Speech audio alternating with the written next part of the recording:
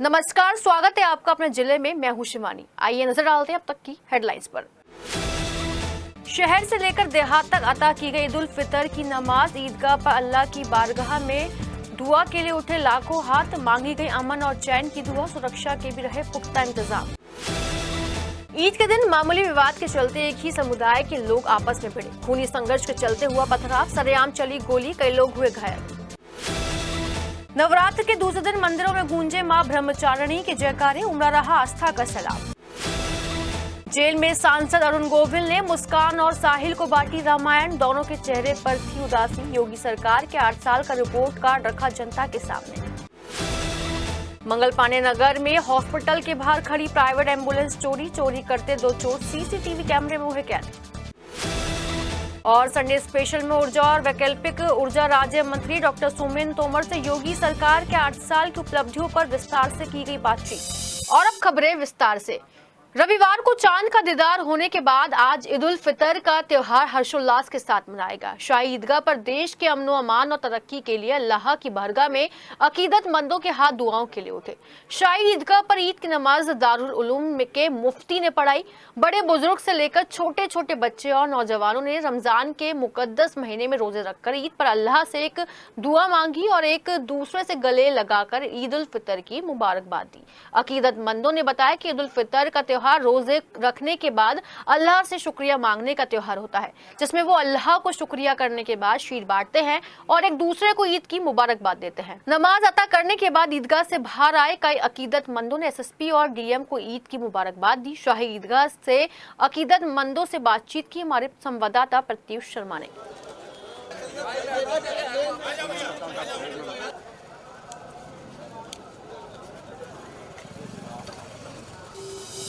आज ईद की नमाज ईदगाह में थी और आपने देखा लोगों में बड़ी उत्साह थी और लोगों ने बहुत ही सहयोग किया है। मैं सभी ईदगाह कमेटी, काजी साहब, कारी साहब, आप सब लोगों का बहुत बहुत धन्यवाद करता हूं कि पुलिस प्रशासन को सहयोग दिया और हमारी पुलिस, हमारे मजिस्ट्रेट सब लोग निरंतर और सिविल डिफेंस के लोग और शहर के जो तमाम जिम्मेदार थे सब सहयोग कर रहे थे और मैं सबको ईद के मुबारक पर शुभकामना देता हूँ और सब आशा करता हूँ कि इस तरह प्रशासन का सहयोग करते रहेंगे। Thank you. नमाज संपन्न हुई है ईदगाह पर और सब कुछ कुशल रहा है।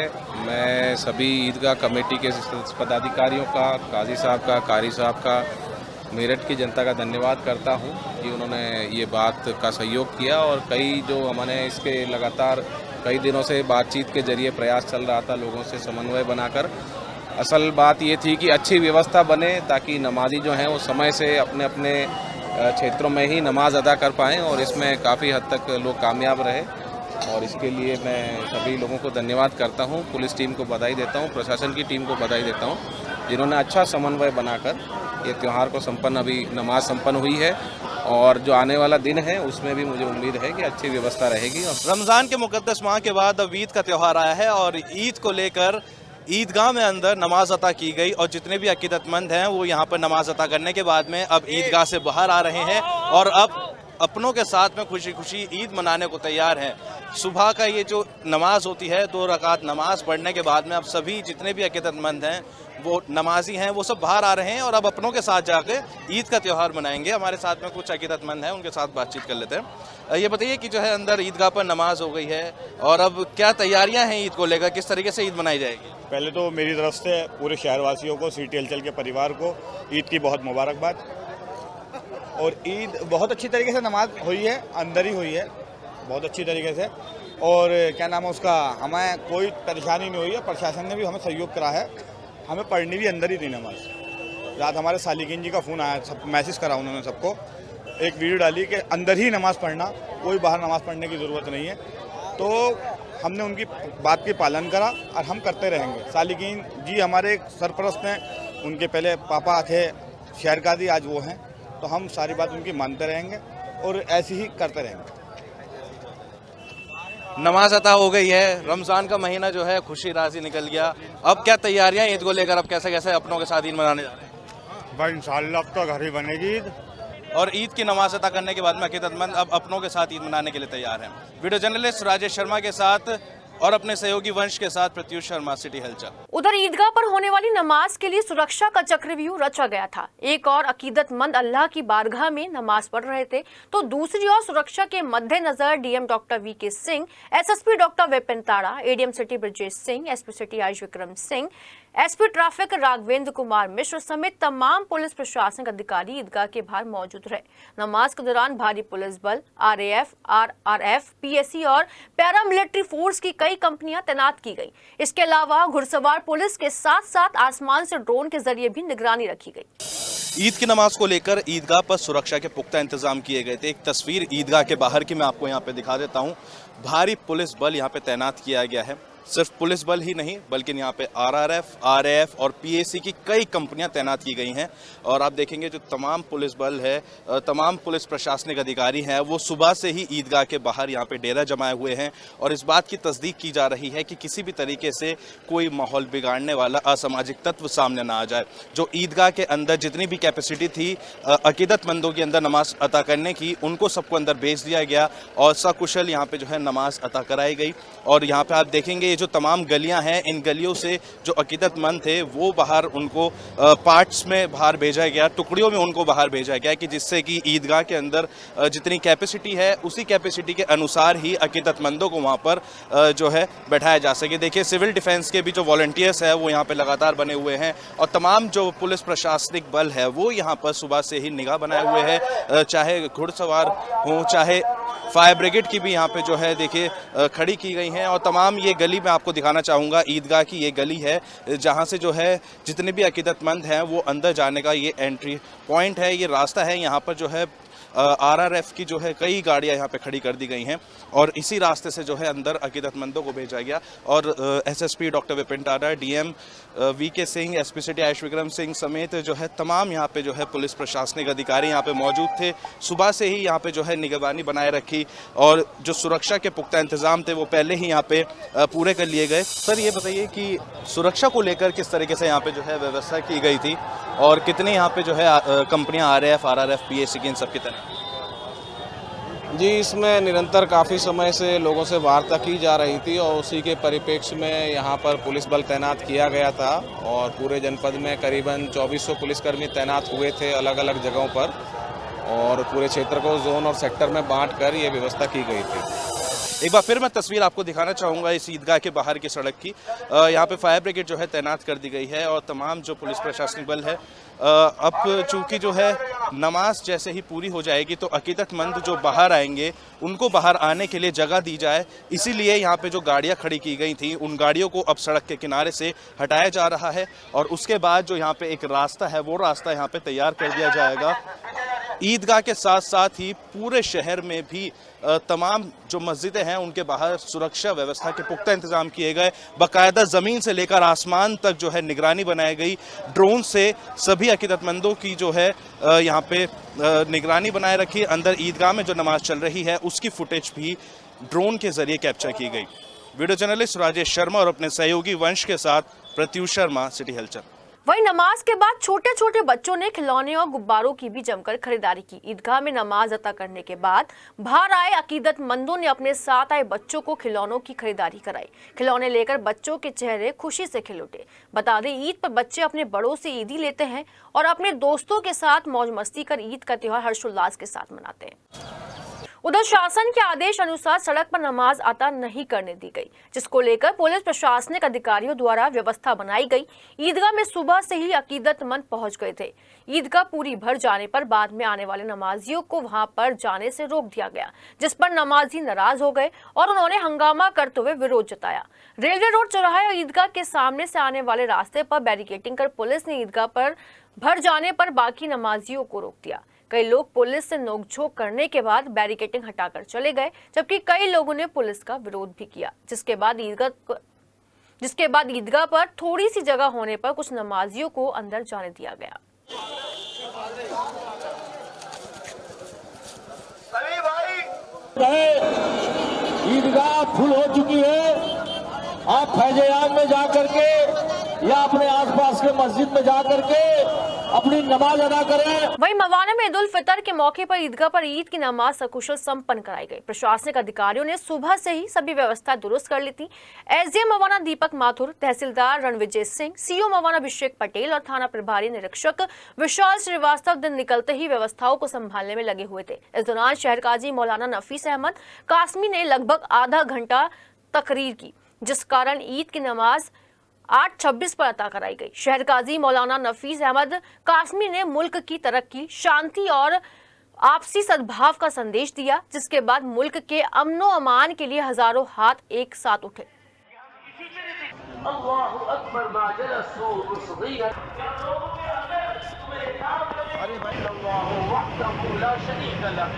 हो जाते हैं अदावतों के और दुश्मनियों के, उनको खत्म कर।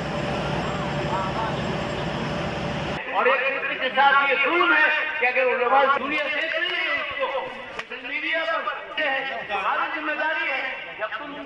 उधर सोमवार को ईद का पर्व कंकरखेड़ा क्षेत्र में बड़े ही धूमधाम के साथ मनाया गया, जहां कंकरखेड़ा रोड गांव सिंघावली में ईद पर सभी मुस्लिम समुदाय के लोगों ने सुबह 8 बजे ईदगाह पर पहुंचकर सबसे पहले नमाज अता की।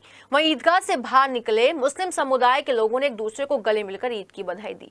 इस दौरान गाँव सिंघावली के रहने वाले राहत मुखिया ने कहा कि उनके गाँव में हिंदू मुस्लिम समुदाय के लोगों की एक मिसाल है, सभी भाई मिलकर त्योहार मनाते हैं और हर रोज ईद पर और आज ईद पर सभी एक दूसरे को गले मिलकर ईद का त्योहार शांतिपूर्ण मना रहे हैं। वहीं भावनपुर थाना क्षेत्र के गांव जय नगला, साहू, पचपेड़ा, मेदपुर, लडपुरा, गोकुलपुर, कीनानगर, हसनपुर, कदीम, अब्दुल्लापुर सहित अन्य गांवों में ईद की नमाज सकुशल संपन्न कराई गई। इस मौके पर सीओ सदर देहात, एसडीएम सदर और भावनपुर पुलिस मौके पर मौजूद रही। इस दौरान सीओ सदर देहात ने बताया कि ईद की नमाज सकुशल संपन्न कराई गई है, जबकि सुरक्षा को देखते हुए ड्रोन से भी निगरानी रखी गई है।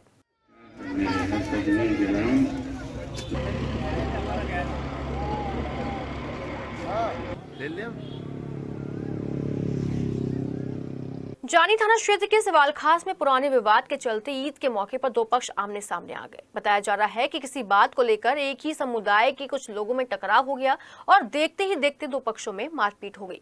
मारपीट की वीडियो अब सोशल मीडिया पर वायरल हो रही है। वीडियो में देखा जा सकता है कि किस तरीके से दोनों पक्ष एक दूसरे पर हमला कर रहे हैं। इस दौरान गोली चलने की भी वीडियो देखी जा रही है। वहीं घटना के बाद पुलिस मामले की जांच में जुट गई है।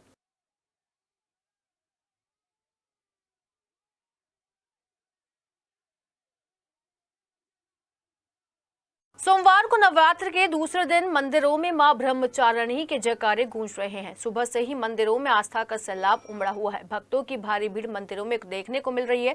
सुबह से ही भक्त कतारों में लगे हुए हैं और मां से मन्नत मांगने को मां के दर पर माथा टेक रहे हैं।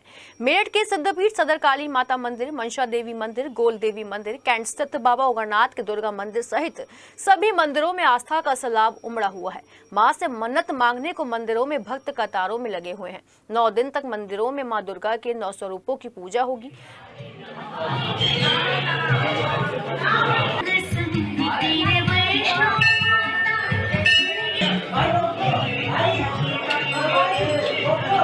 आईएमए हॉल में कलारंग भारती ने रविवार को हिंदू नव वर्ष प्रतिपदा के अवसर पर सांस्कृतिक कार्यक्रम का आयोजन किया गया। सांस्कृतिक कार्यक्रम की शुरुआत भगवान गणेश वंदना से की गई। कार्यक्रम के दौरान कलाकारों ने एक से बढ़कर एक परफॉर्मेंस देकर दर्शकों को मंत्रमुग्ध कर दिया। मुख्य वक्ता ने बताया, भारतीय संस्कृति के हिंदू नव वर्ष का प्रारंभ चैत्र शुक्ल प्रतिपदा से शुरू होता है। यह सृष्टि के प्रारंभ का दिन है। भारतीय काल गणना इस दिन के से प्रारंभ होती है। कार्यक्रम में मुख्य अतिथि महापौर हरिकांत अहलुवालिया, वरिष्ठ अतिथि अश्वनी गुप्ता, अध्यक्ष क्रीड़ा भारती, कैंट विधायक अमित अग्रवाल मुख्य रूप से मौजूद रहे। मुख्य वक्ता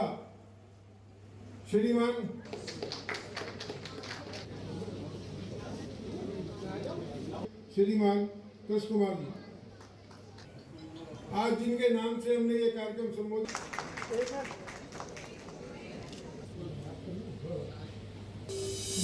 नव वर्ष प्रतिपदा हमारा शुरुआत हो रही है और मैं सभी को बधाई देता हूं।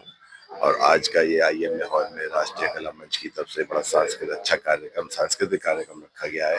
इसमें हमारे माननीय अमित अग्रवाल जी, विधायक मेरठ कैंट, महापौर जी, एसपी सिटी और दूसरे हमारे असिस्टेंट कमिश्नर श्री मिसिंग जी, लोग सब पधारे, अन्य गणमान्य लोग। तो मैं चाहता हूँ कि इस हमारे ये एक पर्व की तरह हिंदू नव वर्ष जो है हमारा एक पर्व की तरह मना जाए। जिससे सारे में जन चेतना वगैरह। आज सुबह हमारे महाराणा प्रताप में भी सुबह यह था, वहाँ पे 521 कुंड है। धीरे धीरे जन जागृति फैल रही है, संस्कृति समाज सब कुछ सुधार हो रहा है, ऐसा ही आगे होता रहेगा। शहर के अधिकांश इलाकों में भले ही सफाई व्यवस्था बेपटरी होती जा रही हो, लेकिन इन दिनों वार्ड 46 संजय नगर के हालात बद से बदतर होते जा रहे हैं। तस्वीरों में आप देख सकते हैं कि किस तरीके से क्षेत्र में गंदगी और कूड़े का अंबार लगा हुआ है, जिसके चलते क्षेत्र में बीमारियों के फैलने का लगातार अंदेशा बना हुआ है। वहीं क्षेत्र में जर्जर बिजली के खंभे और लटकते बिजली के तार किसी भी बड़ी घटना को अंजाम देते हुए नजर आ रहे हैं। क्षेत्रवासियों का आरोप है कि इन सभी समस्याओं के लिए वे कई बार संबंधित विभाग के अधिकारियों कर्मचारियों से मदद की गुहार लगा चुके हैं, लेकिन अभी तक भी उनकी समस्या का समाधान नहीं हुआ, जिसके चलते उनके अंदर संबंधित विभाग के अधिकारियों के खिलाफ रोष है। हिंदू नववर्ष और चैत्र नवरात्रि के अवसर पर मवाना के पांडव चौक पर पंचमुखी हनुमान मंदिर में हनुमान चालीसा का सामूहिक पाठ किया गया। नौजवानों द्वारा आयोजित हनुमान चालीसा के पाठ में पहुंचे नगर पालिका परिषद के चेयरमैन अखिल कौशिक ने भी हनुमान जी की पूजा अर्चना की। कार्यक्रम के आयोजक अक्षत शर्मा ने बताया कि चैत्र नवरात्रों से हमारा नववर्ष शुरू होता है और आज चैत्र शुक्ल प्रतिपदा का विक्रमी संवत 2082 का शुभारंभ हुआ है। उन्होंने बताया कि आज ही के दिन वित्तीय वर्ष की भी शुरुआत होती है। इस दौरान अपने देश की संस्कृति और अपने सनातन धर्म के प्रति समर्पित रहने की शपथ भी ली गई। सौरभ हत्याकांड में मेरठ जेल में बंद साहिल और मुस्कान रामायण पढ़ेंगे। मेरठ लोकसभा सीट से सांसद अरुण गोविल ने घर घर रामायण अभियान के तहत मेरठ जेल में बंद साहिल और मुस्कान को भी रामायण बांटी। इस दौरान साहिल और मुस्कान भावुक हो गए। सांसद अरुण गोविल ने बताया दोनों के चेहरे पर काफी उदासी थी। उन्होंने जेल में बंदियों और अधिकारियों को करीब 1500 रामायण बांटी। उन्होंने बंदियों से कहा कि कसम खाइए आगे से ऐसी गलती नहीं करेंगे कि जेल में आना पड़े। इसके बाद सांसद अरुण गोविल योगी सरकार के 8 साल पूरे होने पर सरकार की उपलब्धियां गिनाने सड़कों पर उतर रहे थे। सांसद अरुण गोविल ने सदर बाजार में किताब और पत्रक बांटे और योगी सरकार का रिपोर्ट कार्ड जनता के सामने रखा। सांसद का व्यापारियों ने जोरदार स्वागत किया। इस मौके पर महानगर अध्यक्ष विवेक रस्तोगी सहित कई बीजेपी नेता भी मौजूद रहे।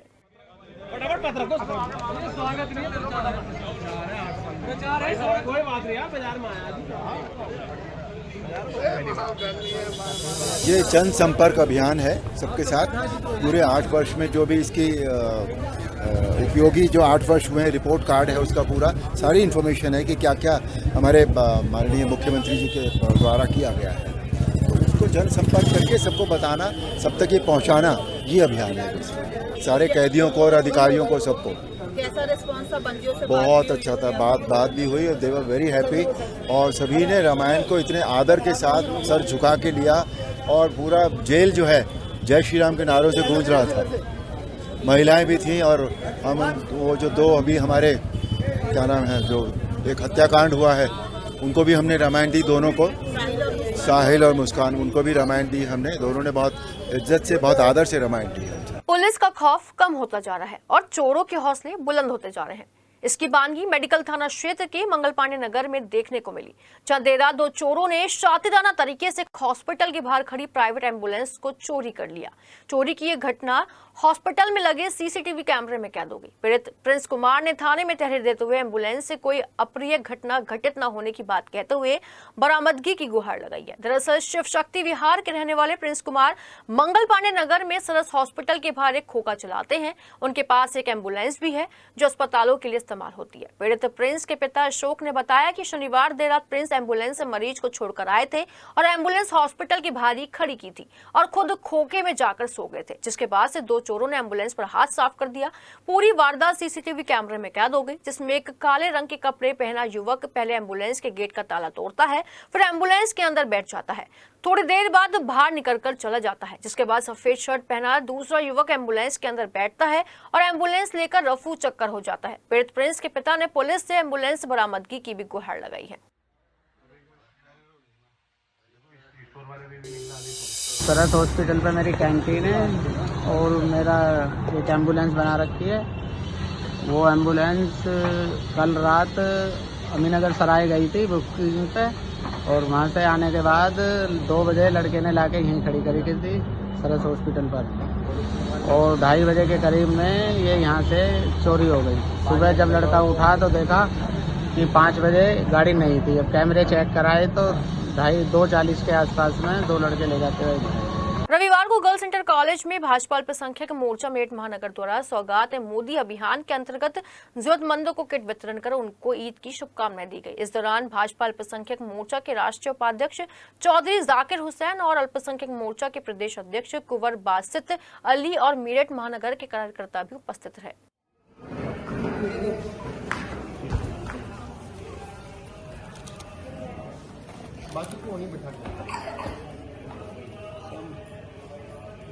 एक और करा दो वैसे, एक और करा दो। मोबाइल पीछे कर मेरी चक्कर में कर लो, काम ना करो।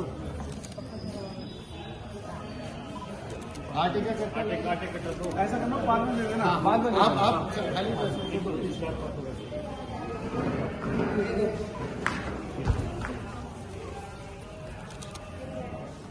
बाकी को नहीं बिठा एक और करा दो वैसे, एक और करा दो। भारतीय जनता पार्टी की शहर विधानसभा ने महाराजा अग्रसेन भवन में नवनियुक्त महानगर अध्यक्ष विवेक रस्तोगी का स्वागत अभिनंदन समारोह का आयोजन किया। कार्यक्रम में मुख्य अतिथि मेरठ हापुड़ लोकसभा सांसद अरुण गोविल, महापौर हरिकांत अहलूवालिया, पूर्व सांसद राजेंद्र अग्रवाल, मुकेश सिंगल रहे। शहर विधानसभा के पूर्व प्रत्याशी भाजपा कमल दत्त शर्मा ने नवनियुक्त महानगर अध्यक्ष विवेक रस्तोगी को पुष्प, शॉल, सम्मान प्रतीक चिन्ह देकर सम्मानित किया।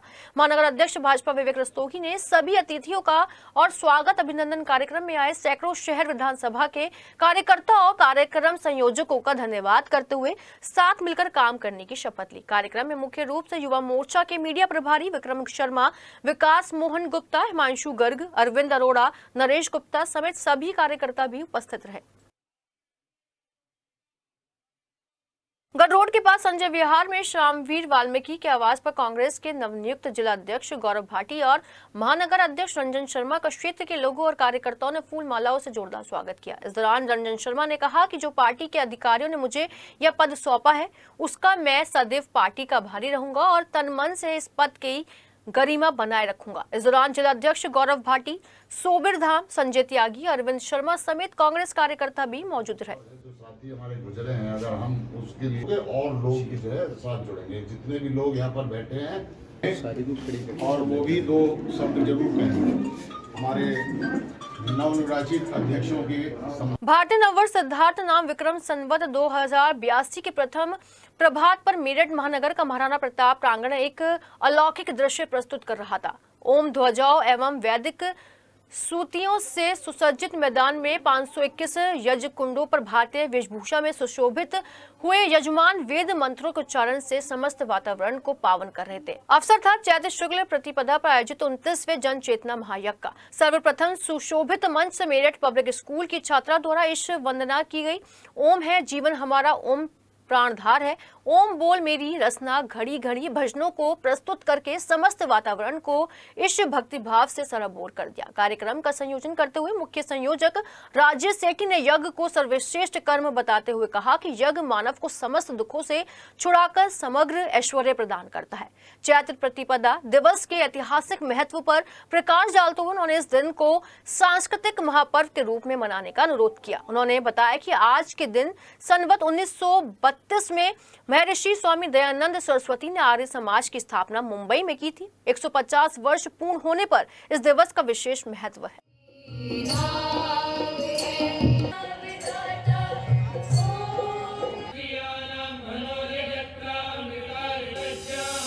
प्रत्येक वर्ष की भांति 28 वर्ष से निरंतर यह जन चेतना यज्ञ का आयोजन हमारे वैदिक नववर्ष चैत्र शुक्ल प्रतिपदा पर आरंभ होता है।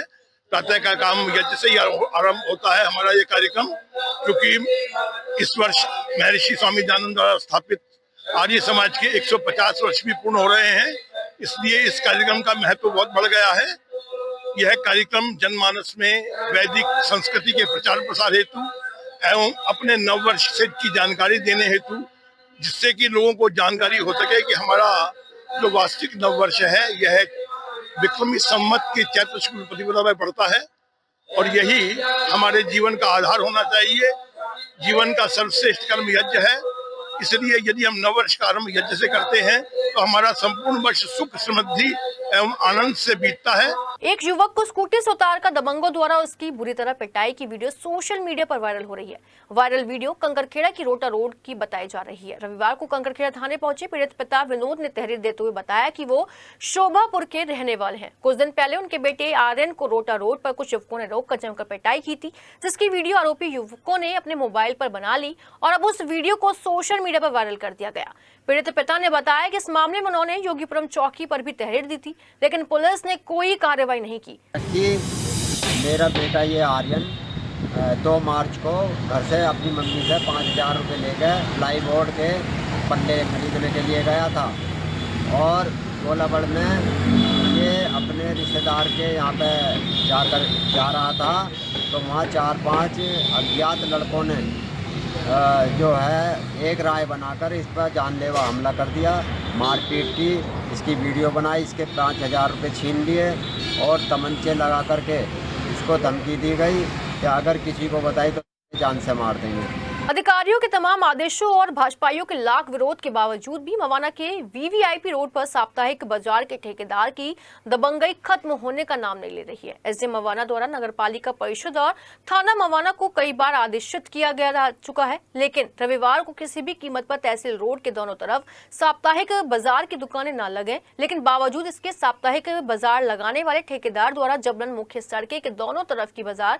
सजवा दिया जाता है, जिससे आम जनता को भारी परेशानियों सामना करना पड़ता है। भाजपा के मवाना नगर अध्यक्ष सचिन कौशिक भी इस बारे में कई बार अधिकारियों को शिकायती पत्र सौंप चुके हैं, लेकिन उसके बावजूद भी मुख्य सड़क से बाजार नहीं हटवाया जा सका। रविवार को कुछ पुलिसकर्मी जरूर अपनी ड्यूटी करते दिखाई दिए, लेकिन उन पुलिसकर्मियों के इधर होते ही दुकानें सड़क पर लगवा दी जाती हैं। ऐसे में पुलिसकर्मियों की मिलीभगत का भी शक गहराता जा रहा है। बता दें कि इसी सड़क पर नगर पालिका, सामुदायिक स्वास्थ्य केंद्र, मुंसिफ मजिस्ट्रेट न्यायालय, 4 सरकारी विद्यालय और यहां तक कि तहसील मुख्यालय तक स्थित है, जिनमें आने वाले फरियादियों और अस्पताल में आने वाले तीमारदारों और मरीजों को रविवार के दिन भारी परेशानियों का सामना करना पड़ता है। इस बारे में संडे में हमने संदर्भ में एक ज्ञापन दिया था एसडीएम साहब को कि जो है ये पेट रोड, वीआईपी रोड खाली कराई जाए। एसएचओ साहब से भी बात हुई, सीओ साहब से भी बात हुई, सीओ साहब से भी बात हुई। सीओ साहब ने भी ये कहा है कि अगर हमारे साथ कोई मजिस्ट्रेट होंगे या नगर पालिका हमारे साथ होगी तो हम ये रोड खाली करा सकते हैं, हम वैसे खाली नहीं करा सकते। अनुराग जी जो हमारे प्रभारी हैं, चौकी इंचार्ज हैं, वो भी उन्होंने मुझसे ये कहा कि जी मैंने एक रोड खाली करा दिया, एक रोड पर लगाने की परमिशन दे दी है, मजबूरी है कि एकदम से मैं नहीं हटा सकता, मेरे पास कोई परमिशन लेटर अभी नहीं आया। कंकरखेड़ा खिरवा रोड स्थित संत आशाराम बापू आश्रम में देर रात चोर आश्रम की दीवार को फांदकर आश्रम में बने कमरों की खिड़की को फाड़कर अंदर दाखिल हो गए, जहां चोरों ने कमरे के अंदर रखे बक्सों का ताला तोड़कर उसमें रखे करीब 21,000 रुपए चोरी कर लिए और साथ ही कमरे के बाहर रखे 2 सिलेंडर, 4 मशीन का इंजन समेत कई सामान चोरी करके ले गए। चोरी की पूरी घटना आश्रम में लगे सीसीटीवी कैमरे में कैद हो गई, जिसमें चोर आश्रम की दीवार को फांदकर अंदर दाखिल होते हुए सामान चोरी करते हुए साफ नजर आ रहे हैं। आश्रम पर काम करने वाले सेवक सुजीत ने इसकी सूचना थाना पुलिस को दी। सीसीटीवी कैमरों के माध्यम से पुलिस चोरों की तलाश में जुट गई है।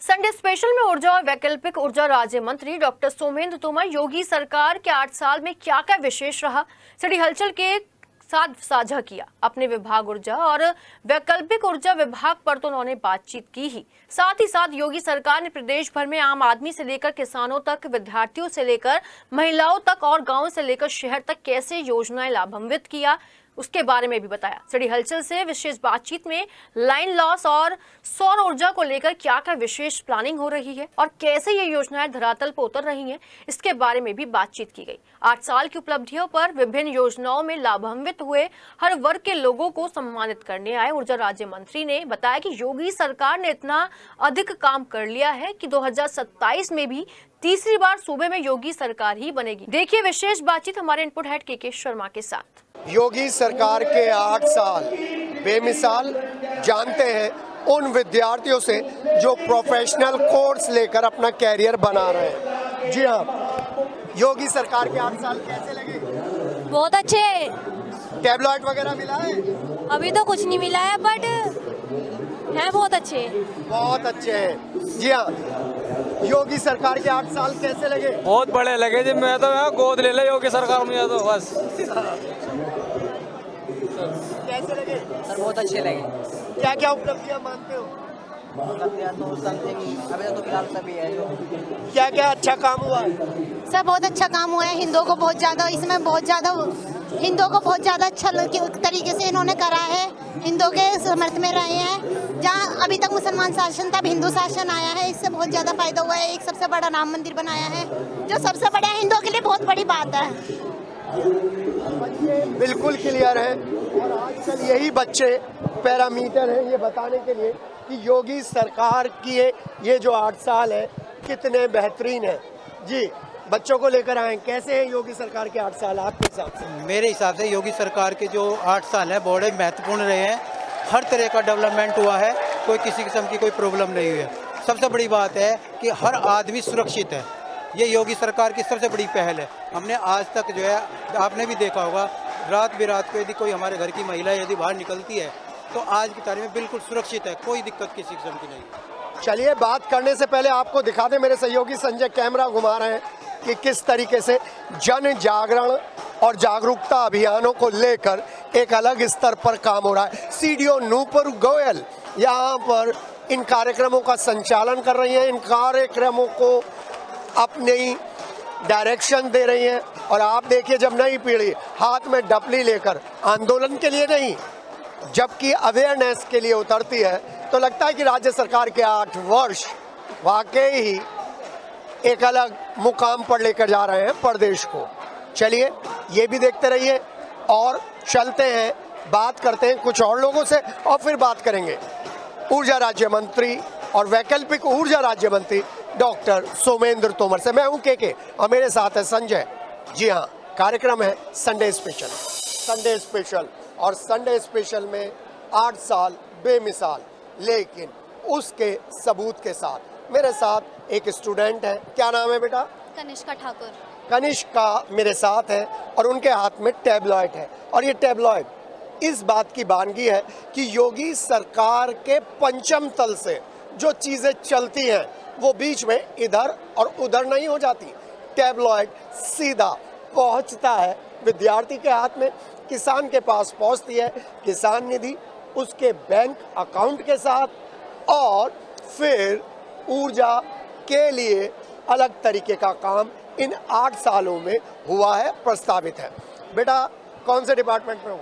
मैं CSE डिपार्टमेंट में हूँ, DN पॉलिटेक्निक। आज आपको टैबलॉइड मिला है, क्यों मिला है? ये योगी सरकार की वजह से हमें टैबलेट मिला है। उन्होंने DG शक्ति पे हमने रजिस्ट्रेशन करा था, उसके बाद फिर हमें हमारे कॉलेज वालों ने बताया कि यहाँ पे आना है, उसके बाद फिर हमें ये टैबलेट मिला है यहाँ पे। कौन से कॉलेज में? DN polytechnic. अब मुझे एक बात और बताइए, बच्चियों की सुरक्षा के लिए, महिलाओं की सुरक्षा के लिए इस सरकार में कितना काम हुआ है? काम तो बहुत हुआ है। पहले दिल्ली में इतने सारे केसेस होते थे, यूपी में इतने सारे केसेस होते थे, अब बहुत ज़्यादा इतना मतलब आगे बढ़ी है हमारी सरकार। जब से 2017 के बाद योगी सरकार आई है, बहुत आगे मतलब बढ़ी है सारी चीज़ें। और मतलब वुमेन एम्पावरमेंट बहुत सारा हुआ है, वुमेन को इक्वालिटी मिली है उनके सारे जेंडर्स के हिसाब से, और सारी चीज़ें अच्छे से मिली हैं। कुछ कहना चाहेंगी योगी सरकार को? मेरा भारत महान। जी हाँ, मेरा भारत महान। और ये जो जितने भी लोग हैं ये सब लोग यहाँ पर आए हैं 8 साल बेमिसाल। एक लेडीज से भी पूछते हैं। नमस्कार मैम। नमस्कार जी, नमस्कार।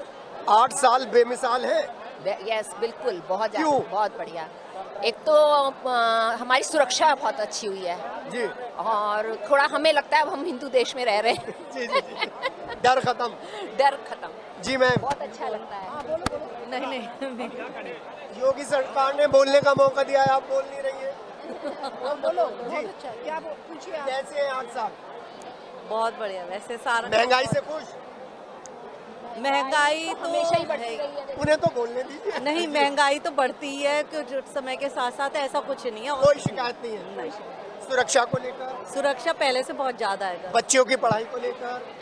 पढ़ाई का भी हाँ, अब गर्ल्स बहुत ज्यादा आगे जा रही हैं। जी, नई पीढ़ी के 3-4 बच्चे मुझे दिख रहे हैं, हंस रहे हैं जब मैं इंटरव्यू ले रहा हूँ। हाँ भाई, कैसा है 8 साल? जी बढ़िया। तुम्हें भी कुछ मिला? नहीं मिला जी, अभी कुछ नहीं मिला जी। मिलेगा? ये रखे ये टैबलेट मिलेंगे हमें। कौन से कोर्स में हो? ITI से। ITI कौन सी ट्रेड है? टर्नर ट्रेड है जी। पढ़ाई अच्छी तरह से हो रही है? हाँ जी, बहुत अच्छी से। जी हाँ, ये सब लोग यहाँ पर उत्तर प्रदेश सरकार का वो जो सेवा सुरक्षा और सुशासन की नीति को लेकर संकल्प है, उसके पूरे होने के अवसर पर यहाँ पर आए हैं। एक मोहतरमा हमारे साथ हैं। जी आदाब। आदाब। जी आदाब। कैसे साल है ये 8 साल? बहुत बढ़िया, बहुत अच्छा। कोई शिकायत? कोई शिकायत नहीं, कोई शिकायत नहीं है। बहुत सारी चीज़ें चलती रहती हैं, उन सब से इतर आप हमें एक्चुअल स्थिति बताइए कि मुस्लिम महिलाएं कैसे इन 8 सालों में आगे बढ़ रही हैं, उन्हें लाभ मिल रहा है? बहुत अच्छा मिल रहा है जी, बहुत बढ़िया। कोई भेदभाव नहीं? कोई कुछ नहीं जी। भेदभाव? ना भेदभाव कुछ नहीं है, कुछ भी नहीं है। आप जाती हैं एकदम? जी। योजनाओं का लाभ मिलता है? जी मिलता है। जी हाँ। जी ग्राम प्रधान है? जी, जी, कौन से, कहाँ की? असीलपुर। कैसा काम चल रहा है? बहुत बढ़िया। कहीं फाइलें अटकती तो नहीं है? नहीं।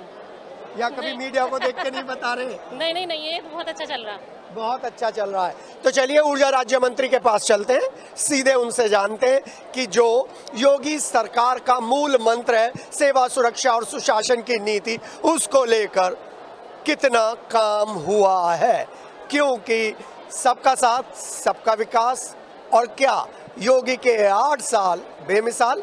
चलिए बात करते हैं संडे स्पेशल में डॉक्टर सोमेंद्र तोमर से। संडे स्पेशल, और संडे स्पेशल में ऊर्जा राज्य मंत्री डॉक्टर सोमेंद्र तोमर। सरकार के 8 साल, और इन सरकार के 8 सालों के जो कार्यक्रमों की श्रृंखला है, तो उस श्रृंखला में उस वक्त हम सबको गर्व करना चाहिए जब एक शपथ ली जाती है कि टीबी उन्मूलन के लिए ब्लॉक स्तर से लेकर ऊपर तक काम किया जाएगा।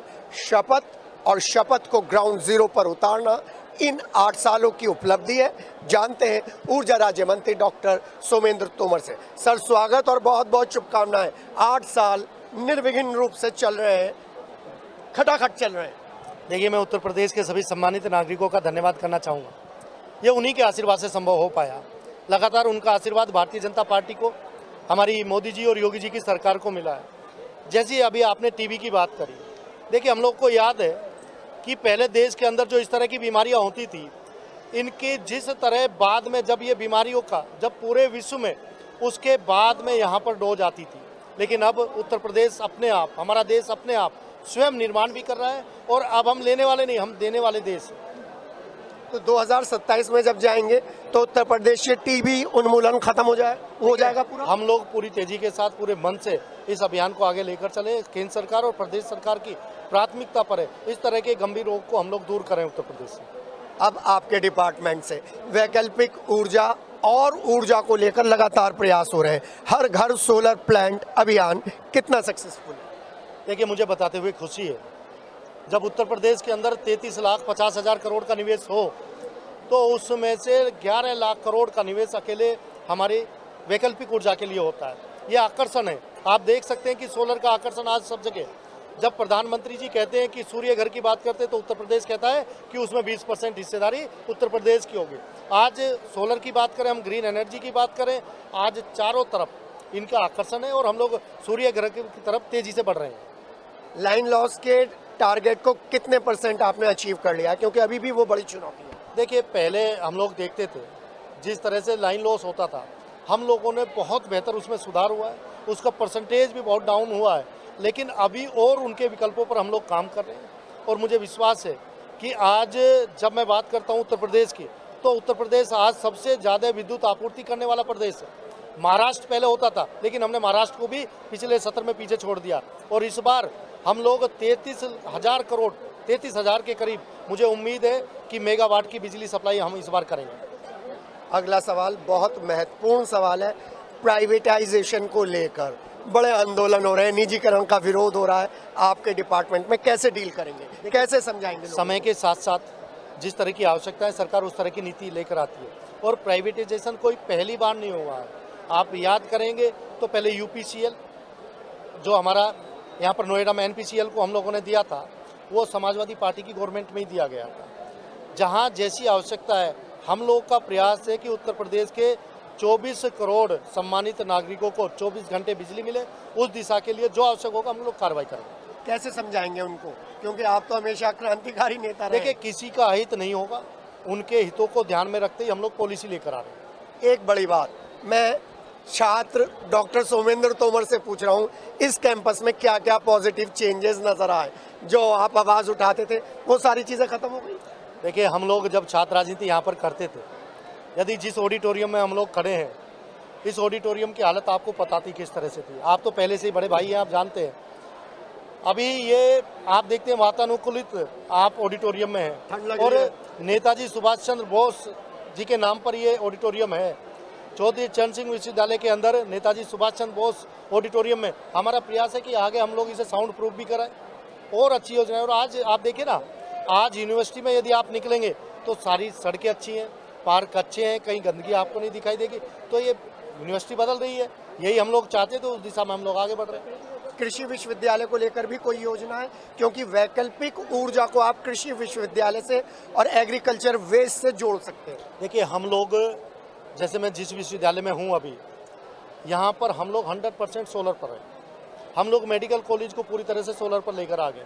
अगला प्रयास हमारा कृषि विश्वविद्यालय। जी, अंतिम सवाल, जो आपकी तरह छात्र राजनीति कर रहे हैं उन्हें क्या कहना चाहेंगे? देखिए, मैं यही निवेदन करूँगा, अपना उद्देश्य क्लियर हो, हम जो भी मांग रखें, लेकिन उसमें समाज हित और राष्ट्र हित हमारी प्रायोरिटी हो। 8 सालों पर 2 शब्द। 8 साल बेमिसाल। 8 साल बेमिसाल वैकल्पिक ऊर्जा राज्य मंत्री और ऊर्जा मंत्री सोमेंद्र तोमर ने बताया है कि किस तरीके से हर घर सोलर पैनल को लेकर काम शुरू हो गया है, किस तरीके से विद्युत विभाग के निजीकरण के लिए लोगों को समझना है और समझाना है। साथ ही साथ अपने पुराने कैंपस को देखकर सुनहरी यादों में खो गए वैकल्पिक ऊर्जा राज्य मंत्री और ऊर्जा मंत्री doctor Somendra Tomar. Sunday special में आपके नेता, आपके साथ, आपके सवाल। मेरे सहयोगी हैं संजय सीनियर, संजय जूनियर और मैं हूं के और साथ में है मेरे सचिन। संडे स्पेशल अपने जिले में फिलहाल इतना ही। मेरठ शहर आसपास की तमाम छोटी बड़ी खबरों को हम पहुंचाते रहेंगे आप तक, तो जानिए वो जरूरी है जो। फिलहाल हमें दीजिए इजाजत, नमस्कार।